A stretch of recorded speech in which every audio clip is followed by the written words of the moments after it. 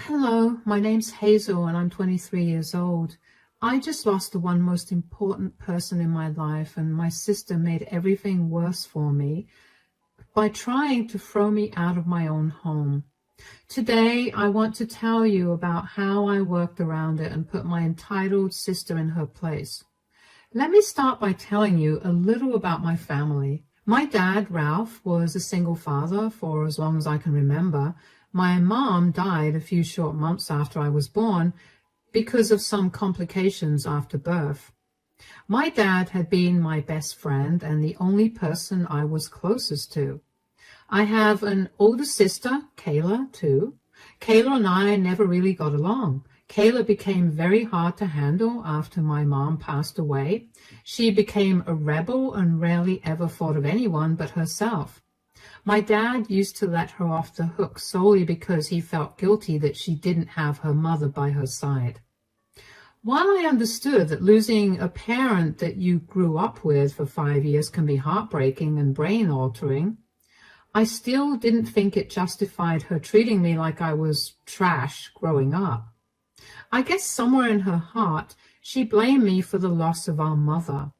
It was a guilt that ate me up every time, which is why I let Kayla get away with all the mean things she did to me as well. Dad put her in therapy when he found out that Kayla was bullying me. But Kayla refused to go to therapy after a few sessions, and that was the end of it. Eventually, Kayla had to go off to college, and when she left, she never looked back at us. In a way, it was a relief for me. I never had to deal with Kayla and her bullying. Dad and I only got closer because of how much time we got to spend.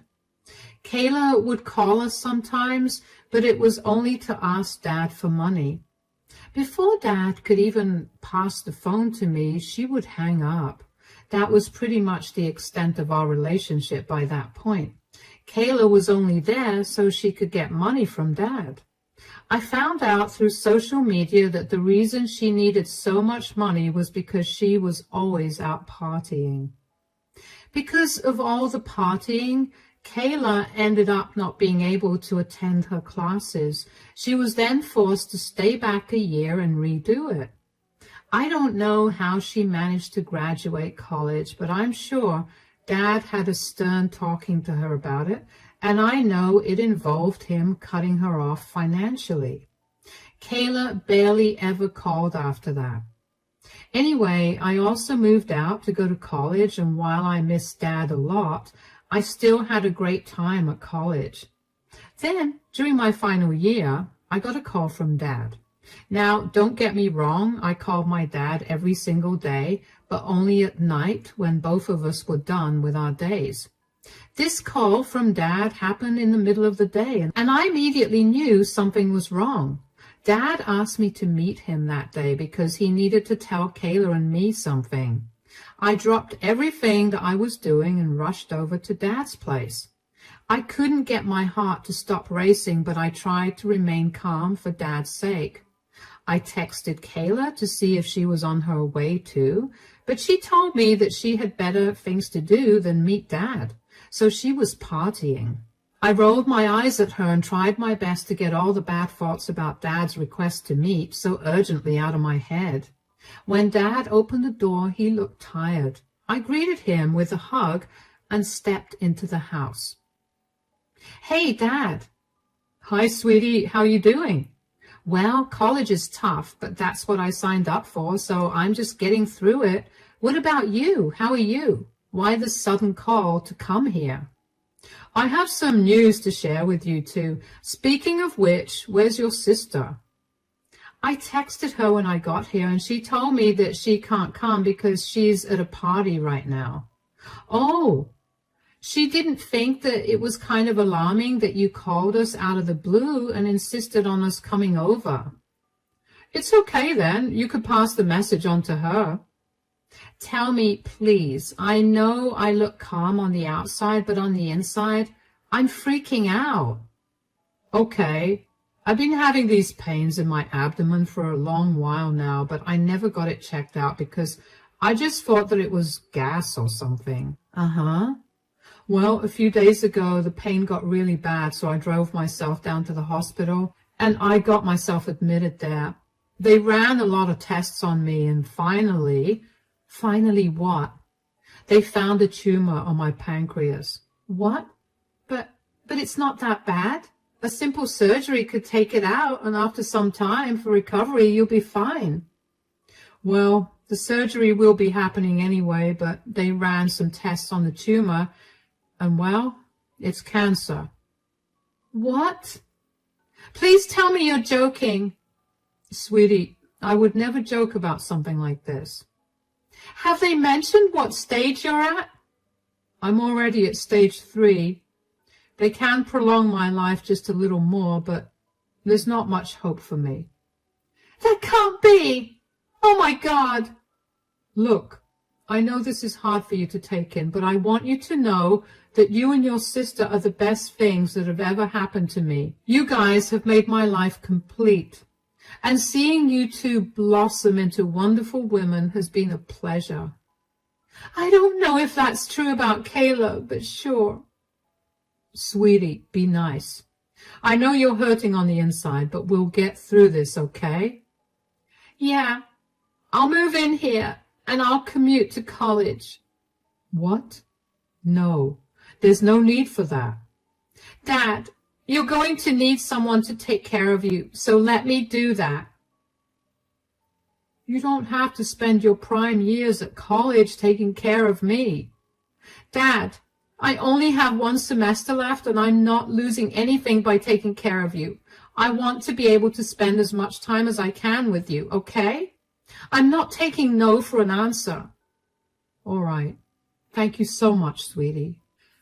I kept a smile on my face while I was with Dad that day, but I broke down hard when I got back to my dorm. I couldn't imagine my life without Dad.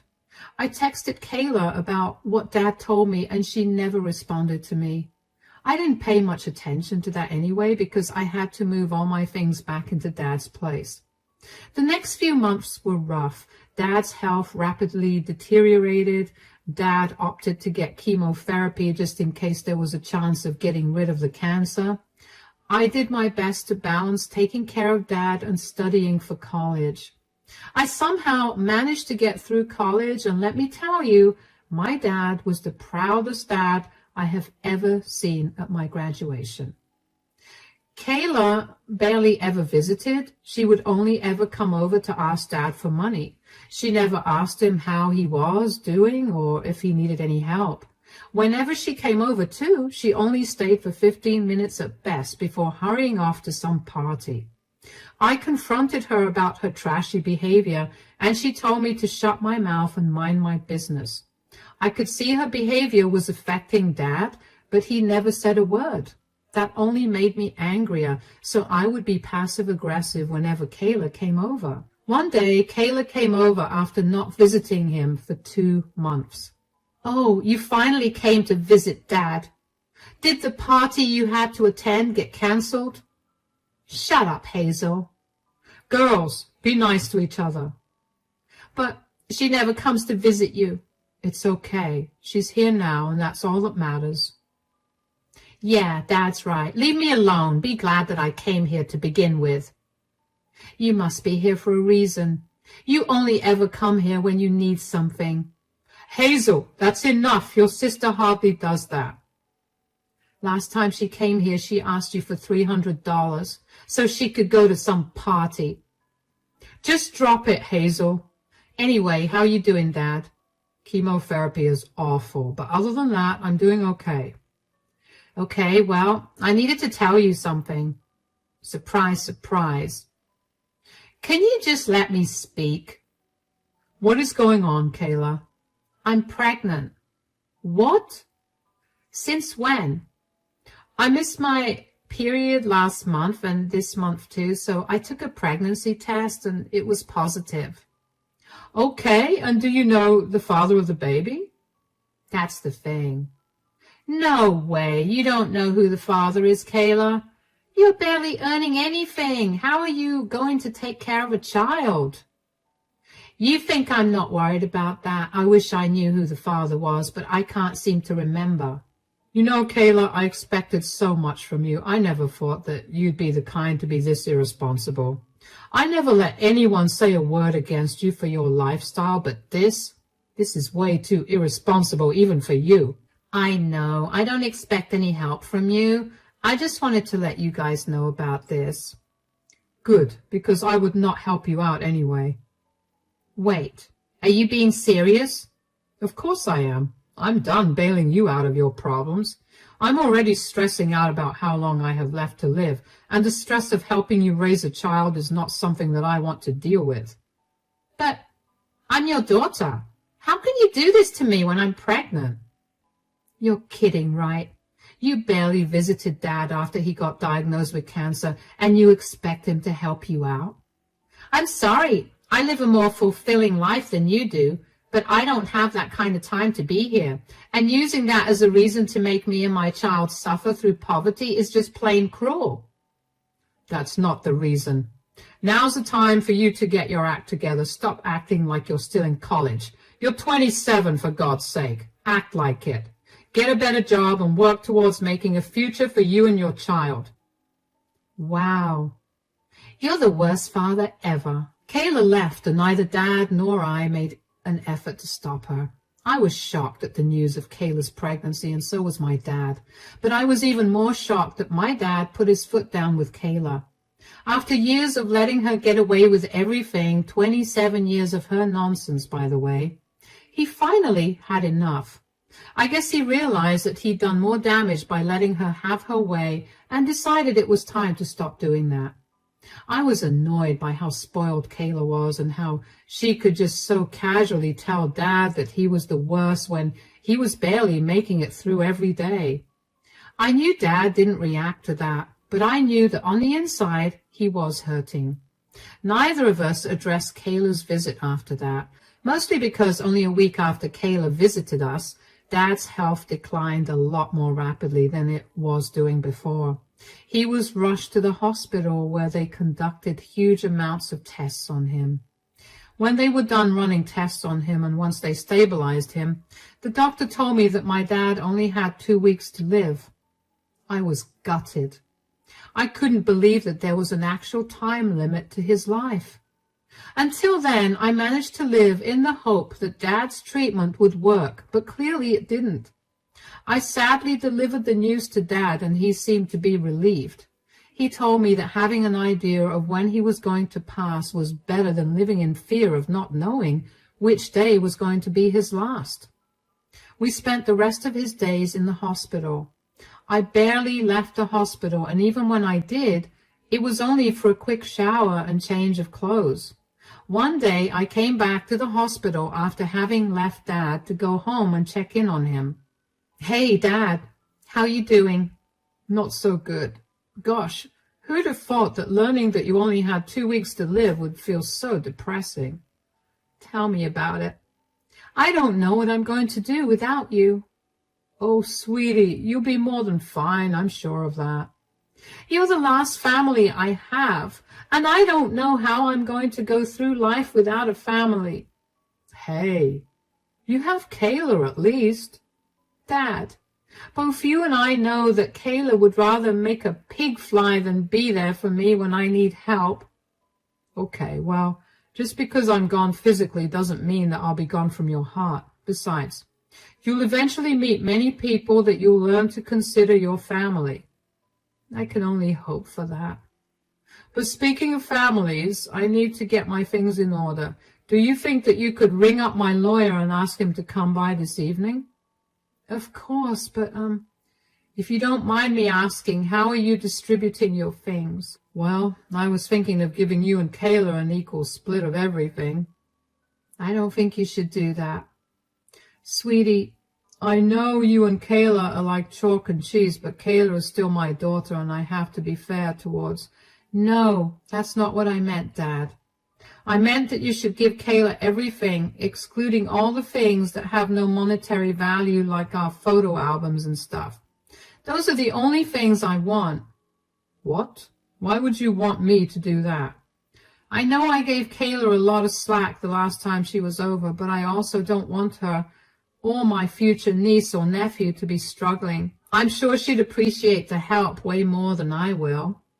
But, sweetie, you've spent the last year by my side and you never got to set foot into the work scene. You might struggle to get a job. I'll figure that out by myself. I have enough saved up right now to get by a few more months. Please just do this one thing for me, Dad. You're an amazing person, Hazel. I don't know what I've done to deserve a daughter that's this kind and big-hearted, but I sure am lucky. Oh, hush, Dad. Now, why don't you get some rest? I'll call your lawyer and have him meet you in the evening. I know I sound like a saint, and you're wondering what happened to all my distaste towards my sister. The thing is, even though I'm not the biggest fan of my sister's life choices, she was still my sister at the end of the day. I didn't want her to be stranded with nowhere to call home or any way to take care of her child. Worse even, I didn't want the child to enter the foster care system. So if I had to give up my share of the inheritance, then so be it. I called the lawyer for Dad and I let them talk all evening. The lawyer left a copy of the will on Dad's table after he left. After my dad fell asleep, I couldn't help but sneak a peek at the will. Dad did listen to me about giving Kayla the entirety of the inheritance, and I was relieved to see that. I know my dad enough to know that he's always very stubborn about getting what he wants only. But then I noticed the fine print at the bottom of the will that stated that the only way for Kayla to get all the inheritance was for her to find the father of her child within 2 months of his passing. I knew it. My dad was stubborn and always had to have his way. I couldn't help but feel so loved when I saw that, though. Even when he was living his last few days, he had my back. When I confronted my dad about his little clause, he told me that he was giving Kayla a fair shot at getting her act together. And he knew that I had a kind heart anyway, so I would split the inheritance with her, even if she didn't find the father of her child. He was just trying to help her get her life together. Dad passed away a few days after that, and I was beyond devastated. I was the one who came to his room and found him cold. I barely remember much of what happened after, but I know that I was one who took care of all the funeral arrangements. I wanted it to be done as soon as possible, so the funeral took place 2 days after Dad's death. At that time, Kayla came to live with me. She barely seemed affected by Dad's death, but I didn't focus too much on it because I figured people grieve in different ways. Dad's funeral was hard to get through, but seeing so many people there made me feel good because I got to see how loved my dad was. After my dad was buried, Kayla went back home and I stayed back to talk to Dad's family and friends. While Kayla was there, she managed to find the copy of the will that I had seen when Dad made the will. She knew that she was the inheritor, and I imagined it made her very happy. Because when I got back home, I found all my things packed and kept in the living room, and I ran up to my room and found it empty. All of my things were gone, and only the bed and the dresser were there. I walked downstairs and saw Kayla standing there. Kayla, why is my room empty? Oh, I decided to get some cleaning done. And you thought that you should clean out my room, literally? Yeah. Oh, I meant to tell you that you need to leave. Excuse me? You heard me. You need to get out. You can't throw me out of my own home. This may be your home, but now this house is mine. Or did you forget that Dad left me this house? It's barely been a week since Dad's funeral, and you're already kicking me out? Do you not think that's cruel to do to me? It may be cruel to you, but I know that I need all the space I can get for when my baby comes. If that means throwing you out, then so be it. Where am I even going to go? I just graduated college and I spent the last year taking care of Dad. I barely have any money. I would love to give you some advice, but I don't care enough about your problems. What's wrong with you? When did you get so inhuman? Gosh, stop being so dramatic. Your life isn't ending. I'm just telling you that you need to move. I'm not going anywhere. I'll sleep on the bare floor if I have to, but I'm not leaving. This house is mine now, and I get to make decisions regarding it. You have to listen to me. I don't have to listen to a single word you say. You're a cruel person. You know how much I've been struggling since Dad died, and you're making things worse for me for your selfish reasons. You think I'm not struggling with Dad's death too? I'm only looking out for my child in the same way that he looked out for me by giving me everything he owned. I know that he only gave you everything to help you kickstart your journey as a single mother. I'm sure he never thought that you'd be capable of throwing me out of my own home, because if that thought even crossed his mind, he would have split the house between the two of us. Sure, but he didn't do that now, did he? It's mine. And if you don't leave right this instant, I'm going to call the police and have you escorted off my property. Please, just at least stay tonight. Absolutely not. You always got your way with Dad, but that's not going to happen with me. Wow. Okay, you're going to have to keep my stuff here for the night. I'll figure things out, and then I'll grab my things. You have until tomorrow to get your things, or I'm throwing them out. How do you expect me to figure things out overnight? Not my problem. Fine. Just so you know, this house won't be yours for long. What are you talking about? Maybe you should read the fine print on Dad's will, and when you need help, best believe that I'm not helping you out at all. I was fuming. How could Kayla be so heartless? What did it take for her to be a human? She was going to have a child, and if she couldn't treat her sister with respect, how was she going to treat her child? I drove around for a long while before I finally calmed down enough to find a place to rest. I called my best friend up and explained my situation to her. She assured me that I could stay at her place for the next 2 months until I got my place back from Kayla. I went over to my best friend's place that night and only went back home the next morning.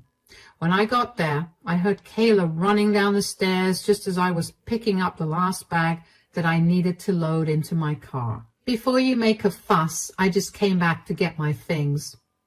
No, wait. What do you want? I'm so sorry, I didn't mean it when I said that I wanted you to leave. Why the sudden change of heart? I read the fine print like you asked me to, and I had no idea that Dad had done that. Oh, well. How could he expect me to find the father of my child in 2 months? I don't even remember which club I was at. I would love to give you some advice, but I actually don't care about your problem. Are you seriously throwing that in my face right now? Would you rather I throw it in your face when I get you to leave this house in 2 months? Please don't leave. You can stay here if you want. You can even take the master bedroom. I'll give you all the privacy you need, and I'll make all our meals. You already showed me your true colors, Kayla. You tried to make things worse for me when I was already at my lowest. I don't want to live with you. Okay, but you won't actually throw me out if I don't find the father of my child, right? You have 2 months to either find the father or you can leave. How can you throw a single mother and her child out onto the streets that way? How could you throw your broke sister out into the streets like that? You showed no remorse. You know, I was the one who told Dad to give you everything because I thought you'd need it more than me. Clearly, Dad had my back, and I'm grateful for him. You asked Dad to give me everything? You have no idea how much Dad didn't want to do that. You didn't care at all when Dad got diagnosed with cancer. You barely even visited. The one time you stayed for longer than 15 minutes, you told us you were pregnant. You don't deserve this house or any of his money. Please forgive me. Look, I'll even get down on my knees. What are you doing, Kayla? Get off the floor. No, I'm really sorry. Please forgive me. What I did was horrible, and I promise that I'll work hard to make sure that I make up for my huge mistake. Please don't throw me out. You have 2 months, Kayla. I know you have enough money saved up to get yourself an apartment. I'm going to go now. I'll see you in 2 months. Honestly, I did feel a little bad for Kayla, but I was in no place to do anything about it. She had been disrespectful over and over again, and I was not okay with that. I did my best to be there for Dad and make sure that Kayla was also taken care of. I did all the work that the two of us should have been doing together, and I still let her reap all the rewards. I saw no reason for her to have her cake and eat it too when she was so ready to let me suffer. There was no empathy behind her eyes when she told me to leave the house, so I saw no reason to show her any empathy either. Over the course of the next 2 months, I landed myself a good job and I lived with my best friend. I waited patiently to see if Kayla would find the father of her child. Kayla would regularly text me and call me to try and get me to change my mind, but I wasn't budging at all. She needed to learn that all her actions had consequences, and yes, I knew that this was harsh, but it needed to happen. Kayla's calls and texts only got more frequent and more desperate the closer we got to the 2 months' end. I stuck my ground and did not let her tears get to me in any way. I made sure that she was not stressing out too much either, because I didn't want the child to suffer. I made sure to go over whenever I could and get her food and other necessities. I explained to her very calmly why I was doing what I was doing. Kayla kept apologizing again and again, but I knew that just because she apologized, it didn't mean that she had changed. I mean, I watched her use my dad for months while he was on his deathbed, and then apologize when I confronted her, only to go back to asking Dad for money a week later. I was not going to trust her at all. Eventually, the 2 months got over and I asked Kayla to move out. I contacted Dad's lawyer, who was the executor of his will, and provided him with all the proof of Kayla's inability to find her child's father. I was granted all of my dad's assets, including the house. Kayla called me every name under the sun for ruining her life. She cried and begged me again, but I didn't change my mind. But this time I did get a little soft, and I told her that I would help pay for an apartment for her. I found her an apartment and paid for the deposit and the 1 year's rent as well. I told her that she had a year to get her life together and take care of her child. I didn't want anything more to do with her. Kayla called me a selfish, insensitive person and told me that I was a horrible person for throwing her out onto the streets. I reminded her that she now had a roof over her head. She just had to stop relying on others to pay for her things. Kayla moved into her apartment and still never stopped calling me all kinds of names, so I blocked her and moved on with my life. I am a little sad that I'll probably never get to meet my niece, nephew, but I do hope that I helped make their life a little easier by providing for Kayla. As for how I'm doing right now, I'm still struggling with the loss of my dad. But the days are getting a little easier to get through, so that's a good thing. It'll be a while before colors look as bright as they did before for me, but I know that I'm strong enough to get through that. Thank you for listening to my story.